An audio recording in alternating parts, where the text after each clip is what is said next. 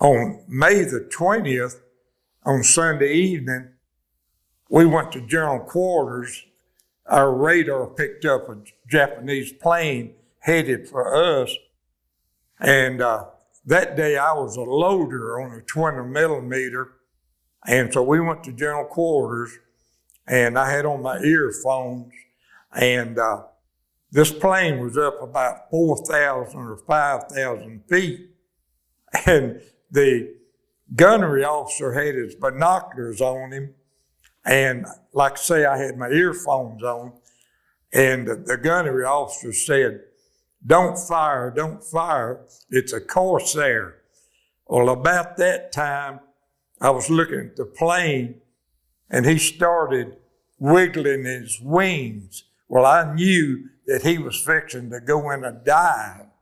Well, every gun on my ship opened up on him, and he was diving at us, and we were hitting him with 20s and 40s, and I could see pieces of the plane flying off. But he kept coming. He had 2 500-pound bombs under each wing, and we were turning at flank speed at hard rudder, and he was diving at us. And like I say, we were hitting him, and pieces of the plane were flying off. And I was looking at him, and I could see his face, and I could see his helmet on his head, and I could see his goggles on his eyes. And I watched him till he hit the water. Well, he hit the water 30 feet from our ship. Well, when he hit the water, our ship was on top of him, and those 2 bombs went off and tore up the fire room and the engine room, and we started taking on a lot of water and was taking a bad list. And the captain, I kept wondering why he didn't give the order to abandon ship, because we were sinking.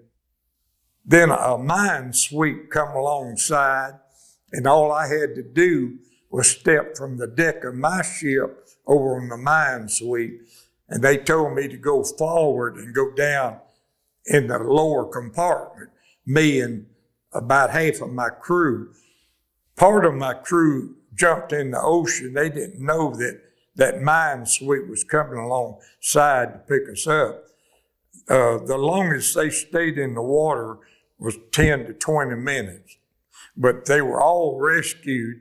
We didn't have anybody get killed, but we had a lot got hurt. The ones that were below deck, they were knocked around when them bombs went off, and a lot of their head hit the bulkhead, and a lot of them received leg and arm fractures from being thrown around from the explosion. It was quite an experience fighting them suicide planes. They were hard to stop. If you didn't blow them up in midair, they just kept coming. After it was hit and we abandoned ship, 2 ships come alongside, tied on to it, and started pumping the compartments out that were flooded. And the compartments forward were dry. They were not damaged. If they had been damaged, it would have sunk. Well, they took me and part of the crew off of this mine sweep that night and put us aboard a big merchant ship. The next day, they issued us some clothes that I never will forget. Now, we were in the tropics, and it was hot out there. The next day, they gave me a pair of wool pants and a wool shirt, and the Red Cross was giving us this stuff and give me a little plastic toothbrush and a little plastic razor.